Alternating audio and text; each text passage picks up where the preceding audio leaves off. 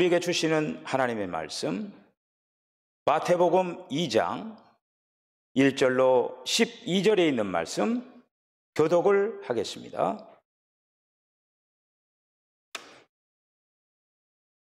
헤롯 왕 때에 예수께서 유대 베들레헴에서 나시매 동방에서부터 박사들이 예루살렘에 이르러 말하되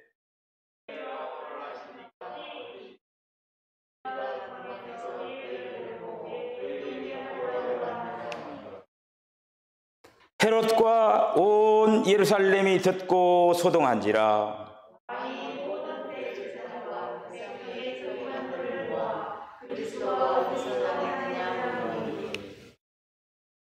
이르되 유대 베들레헴에 오니 이는 선지자로 이렇게 기록된 바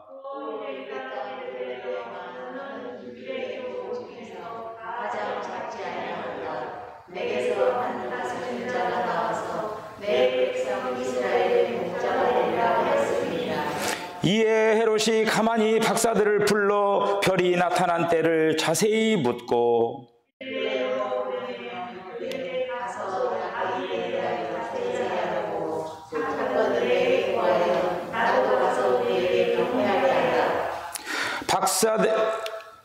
박사들이 왕의 말을 듣고 갈새 동방에서 보던 그 별이 문득 앞서 인도하여 가다가 악이 있는 곳에 머물러 서 있는지라. 집에 들어가 아기와 그의 어머니 마리아가 함께 있는 것을 보고 엎드려 아기께 경배하고 보배압을 열어 황금과 유향과 모략을 예물로 드리니라.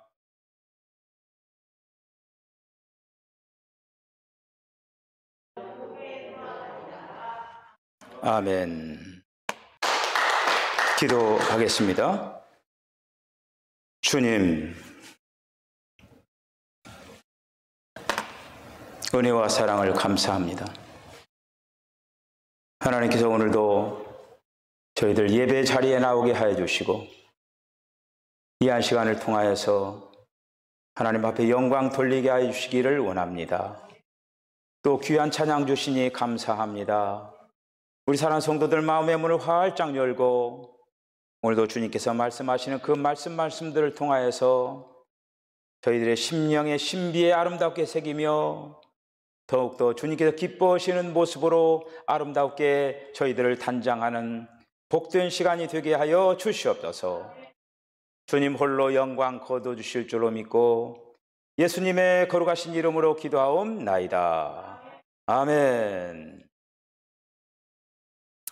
할렐루야. 오늘도 우리 주님이 우리에게 귀한 은혜를 주실 줄로 믿습니다. 오늘은 강림절 이제 마지막 주 예배입니다. 오늘은 우리들이 잘 알고 있는 동방박사 이야기를 통해서 은혜를 받기를 원합니다. 동방박사 하면은 제일 먼저 생각나는 것이 뭡니까? 선물이 생각나요. 선물. 동방박사가 황금과 유향과 모략, 아기 예수께 예물을 가지고 와서 드리는 거, 우리가 잘 아는 그러한 내용이죠. 크리스마스 때가 되면은 이렇게 사람들이 너나 할 것 없이 선물을 막 이렇게 이제 주고받고 하는 그러한 전통이 있습니다. 그것이 바로 이 동방박사의 어떤 이 성경에 있는 이 이야기를 통해서 전례가 이렇게 된 것입니다. 1907년에 그 작품인 마지막 입세라고 하는 그런 작품이 있습니다. 오 헨리의 마지막 작품이라고 하는 그 마지막 입세라고 하는 작품이 있는데 배경이 이제 크리스마스를 배경으로 해서 그런 쓴 이제 소설 중에 이제 하나인데 우리 한국어로 크리스마스 선물이라고 하는 제목으로 번역을 해서 가난한 그 부부의 애틋한 그 사랑 이야기를 하고 있습니다. 그 부부는 1년에 한 번씩 정성스럽게 서로에게 선물을 하는 그러한 주고받고 하는 그런 절기가 크리스마스 절기였습니다. 그래서 그 해도 이 부부는 내 사랑하는 남편에게 어떤 선물을 해주면은 내 남편이 기뻐할까, 아내가 기뻐할까, 그런 생각을 가지고 선물을 준비하려고 이렇게 하는 거예요. 그런데 가난하기 때문에 뭐 가지고 준비를 하느냐. 돈이 있어야 선물을 사고 그러잖아요. 근데 이제 사랑하는 그 아내 되는 사람은 남편을 위해서 뭘 사랑하는 남편에게 뭘 해주긴 해줘야 되나, 어떻게 해야 되나, 가진 건 없고. 그러면 생각하는 게 자기의 긴 머리를 잘라서 그걸 팔아가지고 남편의 선물을 사야 되겠다. 그래서 자기의 긴 머리를 잘라가지고 남편이 그렇게 소중하게 여기는 그 시계 줄을 사는 거예요. 남편 역시 이번 크리스마스를 맞이해서 사랑하는 아내에게 어떤 선물을 해줄까. 그래서 이 남편 되는 사람은 자기가 가장 귀하게 생각하는 그 시계를 팔아요. 팔아가지고 그 아내의 그 아름다운 머리를 더 예쁘게 하기 위해서 머리 핀을 사는 거예요. 크리스마스 날 이제 돌아와서 서로 이제 선물을 주고받고 하는데 사실 본인들에게 필요 없는 선물이 되고 말았다라고 하는 그러한 소설입니다. 이 이야기를 이제 들을 때 참 세상이 참 슬프고 우울하고 암울한 그런 어떤 세상을 살아가고 있지만은 그래도 참 아직도 살만하구나 하는 그런 어떤 감동적인 그 소설 크리스마스 선물, 오 헨리의 마지막 잎새 그 작품입니다. 오늘 동방박사 이야기를 통해서 어떤 이런 선물이라고 하는 어떤 주제로 이야기하기보다는 저는 오늘 초점을 별에다가 맞추어서 한번 메시지를 하기를 원합니다. 별 하면은 그 어두운 밤하늘에 아주 그 밝게 빛나는 빛을 생각하게 이제 될 것입니다. 어두운 그 밤하늘에 높이 떠서 반짝반짝 빛을 발하는 별, 그게 바로 별의 이미지죠. 별은 언제나 이렇게 어두운 밤에 봅니다. 제가 천문학적인 어떤 그 지식이 없어서 아침이라든지 대낮에도 별을 관측할 수 있는지는 모르겠지만 대개 별이라고 하는 것은 캄캄한 밤에 찬란한 빛을 이제 발합니다.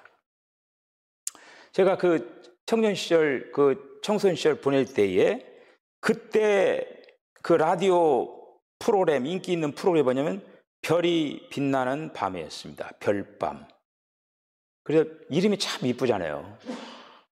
별이 빛나는 밤에 잠 못 이루는 그대와 함께 음악을 들으면서, 그때는 뭐 TV도 하여튼 라디오 소리 듣는 것만 해도 그때는 참 좋았죠. 라디오 있는 집 모여가지고 라디오 듣고 뭐 그런 아주 가난한 시절을 보냈던 그 시절 아닙니까? 별 하면은 이렇게 빛과 어둠이 어우러져 있는 것을 볼 수가 있어요. 저는 이 동방박사 이야기를 통해서 먼저 빛과 어둠을 한번 대비시켜서 말씀을 생각을 해보려고 합니다. 본문 말씀에 나오는 이 동방박사는 천체, 특별히 별을 연구하는 점성학자라고 이제 말을 이렇게 합니다. 그들은 별을 연구하고 천체를 연구하는 사람들이 늘 하늘을 바라보고 사는 거예요. 하늘을 바라보면서 별의 움직임을 살피면서 그렇게 연구해 나가는 천문학자들이었습니다. 그러므로 이들은 절대로 별과 떨어져서 살 수가 없어요. 늘 별을 생각하면서 살아갑니다. 이들은 유대인도 아니고 이방인들이었어요. 어떤 사람들은 동방이 페르시아 지역이라고 이렇게 말을 하지만은 구체적으로 어떤 지역이라고 하는 것은 분명하지가 않습니다. 그러나 이들이 유대인들이 아닌 이방인이라고 하는 그런 어떤 것만은 틀림없는 사실입니다. 그래서 오늘 말씀을 이해하는데 중요한 것은 하나는 이 동방박사들이 하늘에 떠 있는 별을 연구하는 이방인 천문학자라고 하는 그런 어떤 사실입니다. 이것이 왜 중요하냐 하면은 이방인 동방박사들이 본문에 또 나오는 그 주인공이 또 한 사람이 있죠. 헤롯입니다. 그러니까 동방박사와 헤롯이 대조적으로 표현이 되는 거예요. 대조적으로. 동방박사들은 땅이 아닌 하늘을 쳐다보고 살아가는 사람들이었어요. 하늘을 쳐다보는 사람. 어둠 속에서 찬란히 빛나는 별을 주시하면서 살아가는 사람이었습니다. 그것도 유대인이 아닌 이방인으로서 아기 예수를 경배할 이유가 없는 그런 어떤 사람이었습니다. 반면에 헤롯 임금은 유대인들의 왕이 아닙니까?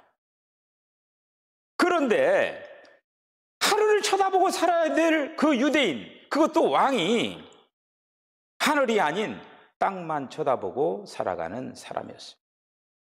게다가 어둠 속에 반짝반짝 빛나는 별의 출현에 대해서 신경질적인 반응을 이 헤롯이 나타냅니다. 아예 그 별 얘기를 듣기 싫어하는 거예요. 빛에 대해서 싫어하는, 오히려 증오까지 하는, 어떻게 보면 어둠 속에서 살기로 작정한 사람처럼 그렇게 표현하는 그런 어떤 모습을 볼 수가 있죠. 오늘 우리는 이 큰 별의 출현에 대해서 이렇게 상반된 반응을 볼 수가 있습니다. 이방 사람이었던 동방박사는 그 큰 별, 그렇게 지금까지 연구해 온 그런 어떤 가운데 그렇게 찬란하게 빛나는 별을 한 번도 전무후무하게 보한 그 별을 따라서 지금 그 별이 도대체 뭔가 하면서 별을 따라서 움직이는 그런 사람이 있는가 하면은 천상에서의 어떤 그 세계를 전혀 생각하지 않고 땅에 묻혀가지고 땅만 바라보고 땅의 어떤 권력에 취해서 땅의 어떤 부귀행에 취해서 살아가는 헤롯의 모습을 우리가 상반된 그런 어떤 모습을 볼 수가 있죠. 여러분, 그렇다면은 별은 도대체 무엇을 의미하는가? 그건 뭐 두말 할 것 없이 예수 그리스도를 지금 말하는 거지요. 민수기 24장 17절에 있는 말씀을 보면은 이런 말씀이 있습니다. 한 별이 야곱에게서 나온다. 그렇게 예언을 해놨습니다. 그래서 이 별, 곧 예수님의 탄생을 예고한 거예요. 예수님은 어두운 밤하늘에 높이 떠 찬란한 빛을 발하는 별과 같이 그런 빛나는 그런 존재로 온다라고 하는 거죠.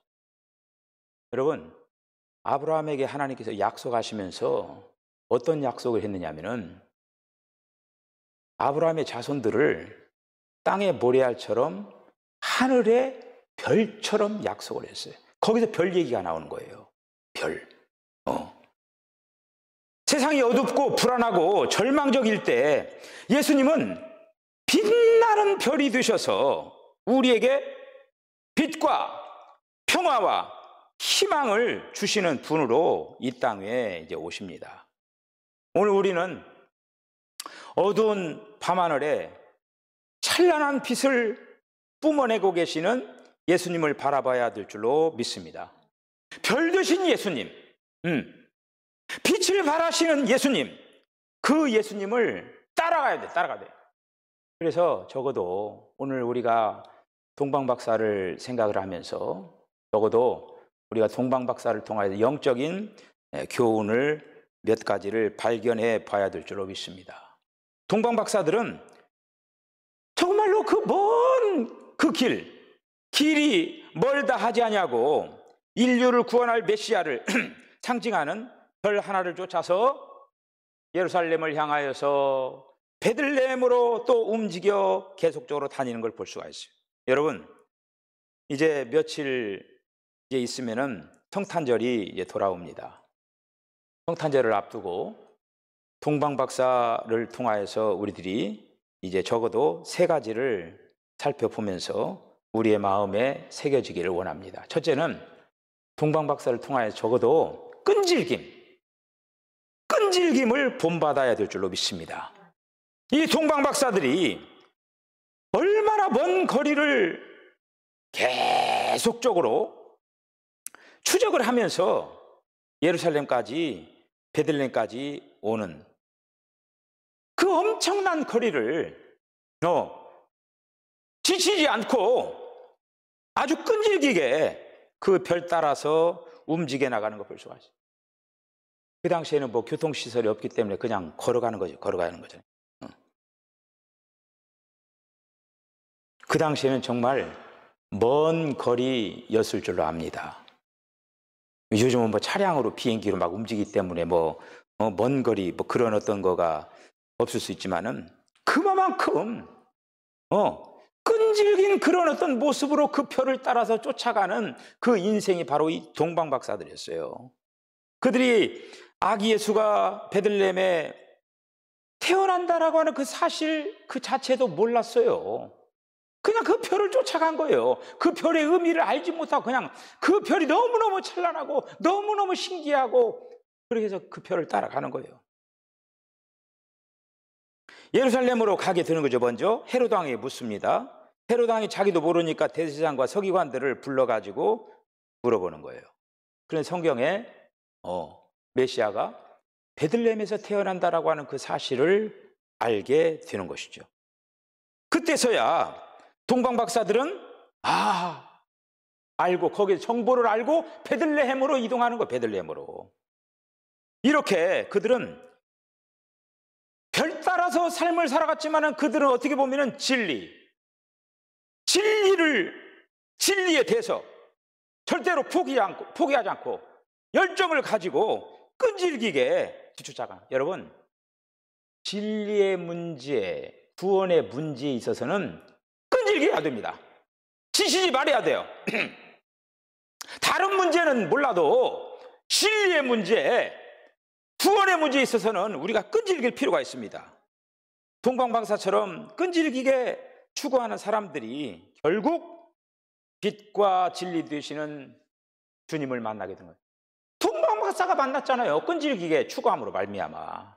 두 번째는 별을 따라 움직였다라고 하는 사실을 본받아야 돼요. 동방박사들이 예루살렘까지 가게 된 것은 별을 보았기 때문이죠. 2절에 있는 말씀을 보면은 이들이 동방에서 메시아의 별을 보고 그 메시아를 경배하기 위해서 예루살렘까지 왔다는 사실을 이제 알 수가 있어요. 이제 헤롯 왕의 신하들이 메시아가 베들레헴에서 태어난다는 사실들을 알고 베들레헴을 향해서 떠날 때 여러분 여기에 굉장히 중요한 거예요. 예루살렘에 들어갔다가 나오는데 그 별이 나타난 거예요. 그 별이 기다리고 있었던 거예요. 그 별이 나타났어요. 9절을 보면은 박사들이 왕의 말을 듣고 갈새 동방에서 보던 그 별이 문득 앞서 인도하여 가다가 악이 있는 곳 위에 머물러 섰는지라. 동방에서 보았던 그 별이 다시 나타나 일행을 인도해 주는데 마침내 아기 예수가 태어난 곳에 이르러 멈추었다라고 했어요. 여러분, 여기서 중요한 거, 이거는 자연 현상으로 나타난 일시적인 그런 별이 아니었다라고 하는 거예요. 이 별 배후에 하나님의 계획과 하나님의 인도하심이 있었다라고 하는 것입니다. 하나님께 분명히 별과 같이 자연 현상을 통하여 우리를 인도해 주실 때도 있습니다. 어떤 사건이나 사람들의 관계를 통해서 또 인도해 주실 때도 많아요. 여하간 어떤 경우에든지 간에 우리는 하나님의 인도하심을 따라야 살아야 할 줄로 믿습니다. 내 생각, 나의 철학, 나의 주장, 이것이 아니라 하나님의 뜻을 따라서 움직일 수 있는 그런 어떤 마음가짐이 중요하더라고요. 하나님의 인도하심에 순종하기만 하면은 하나님께서는 모든 것을 책임져 주실 줄로 믿습니다. 네. 동방 박사들은 동방에서 처음 출발했을 때 베들레헴에 도착하기까지 전 과정을 통하여서 뭘 따라 움직였느냐? 별을 따라 움직인 거예요. 별을 따라. 별 따라 움직인 거예요. 별 따라. 우리들도 별 따라 움직이는 인생이 되어야 할 줄로 믿습니다. 별 따라 움직여 산다라고 하는 뭐냐? 예수님을 따라 산다라고 하는 거예요. 예수님을 따라 간다라고 하는 거예요. 예. 그 별 배후에 바로 하나님께서 계시다라고 하는 사실을 믿었기 때문입니다. 예. 어떤 일을 만나도 별 되시는 예수님을 따라 걸어가면 우리의 길은 안전하고 축복된 길이 될 줄로 믿습니다. 예. 세 번째로, 큰 기쁨으로 가장 귀한 선물을 드렸다라고 하는 사실을 본받아야 돼요. 별의 인도를 따라서 베들레헴까지 간 이 동방 박사들은 드디어 별이 멈춘 곳에 서게 됩니다. 바로 그 자리가 아기 예수님께서 탄생하신 자리였습니다. 그때에 그들이 얼마나 기뻐했는지 10절에 보면은 저희가 별을 보고 가장 크게 기뻐하더라. 이 기뻐하다가 두 번 반복되는 거예요. 반복됐다는 건 뭐예요? 큰 기쁨을 가졌다라고 하는 거죠. 큰 기쁨을 강조하기 위하여서 기뻐하고 기뻐하였더라, 이렇게 말하라고 해요. 멀리 동방에서부터 별의 움직임만 쫓아 먼 길을 왔는데 드디어 별의 목적지에 도착한 거예요. 동방 박사들이 벅찬 그 감격과 기쁨을 억누르지 못한 채 아기 예수님께 경배합니다. 그래서 보물 상자를 열어가지고 가장 귀한 선물을 예수님께 드린 거지요. 그 선물이 황금과 유향과 몰약입니다. 사실 이 사람들 황금과 유향과 몰약이 어떤 뜻을 가지고 있는지도 모르고 준비해 가지고 왔어요. 그 당시에는 황금과 유향이 모두 무병장수하는데 필요한 그런 어떤 요소였습니다. 사실 이 세 가지 예물은 더 깊은 영적인 의미가 숨겨져 있죠. 황금, 왕의 왕권, 예수님이 하나님의 왕권을 가지고 이 땅에 오신다라고 하는 거예요. 유향, 예수님께 대한 예배, 몰약, 예수님의 십자가의 죽음을 각각 상징을 하지요. 왕의 존엄성, 왕의 존엄성은 언제나 황금으로 표현합니다. 황금. 그러므로 황금은 예수님께서 온 우주를 통치하시는 만왕의 왕이 되신다라고 하는 거예요.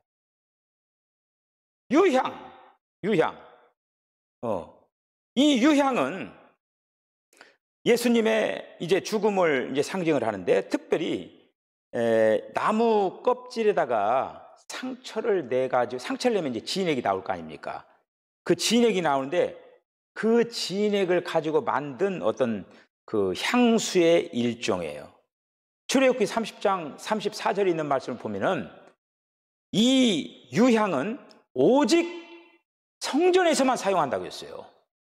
이 유향은 오직 성전에서만 사용한다라고 말씀을 하고 이렇게 있습니다. 그래서 이 유향에서 뿜어나오는 거룩한 향기, 다시 말씀드리면 이 유향은 부활을 상징하는 거예요. 영광의 주, 만민들에게 경배 받으시기에 합당하신 그런 분을 바로 이 유향이 상징을 하고 있더라고요.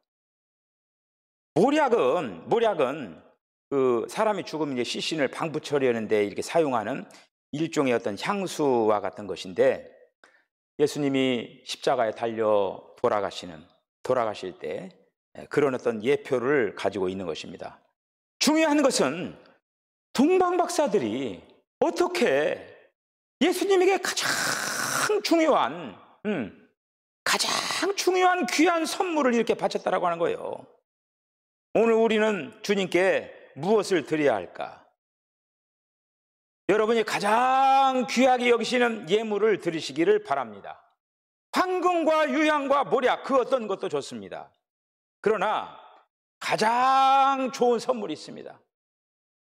그 선물은 여러분의 마음입니다. 마음을 주님 앞에 드리시기를 바랍니다.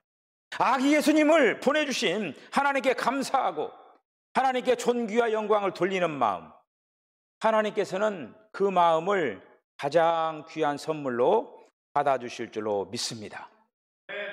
오늘 말씀을 통해서 동방박사의 길을 갈 것인가? 헤로드 왕의 길을 갈 것인가? 아기 예수님의 탄생 소식에 대하여 이렇게 두 가지 반응이 있었다고 하는 것이죠. 동방박사들은 이방인에도 불구하고 별 따라 사는 인생들이었습니다. 별 따라 사는 인생. 천리 먼 길을 멀다 하지 아니하고 그 별의 신비를 알기 위하여서 이렇게 경배하고 또 귀한 예물을 드리는 거죠. 유대인이었던 헤롯 왕은 아주 가증하지요. 아기 예수님 탄생 소식에 아주 알레르기 반응을 일으키는 거죠. 아주 교묘한 말로 속이기까지 합니다. 8절에 보면은 아기를 샅샅이 찾아 발견하면 자기에게 알려달라고 얘기를 합니다. 자기 역시 아기 왕께 가서 경배하고 싶다고 얘기를 합니다. 거짓말이죠. 위장전술이죠. 아기 예수를 죽이기 위한 그런 어떤 술수였습니다. 그렇습니다. 아기 예수님을 이 땅에 오실 때 한쪽에서는 진리를 탐구하기 위한 열정의 그런 어떤 그 동방박사와 같은 그런 아름다운 모습을 볼 수도 있고, 어둠 가운데 처해 있으면서 찬란한 그 빛나는 그런 별을 알지 못하고 또 어둠 속에 헤매는 그런 어떤 인생들을 또 이렇게 바라봅니다.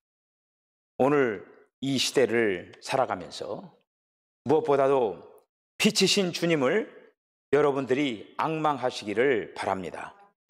그 주님이, 빛이신 주님이 만유의 주가 되시고 만주의 주가 되셔서 지금 우리 안에 별처럼 빛나고 있습니다. 할렐루야.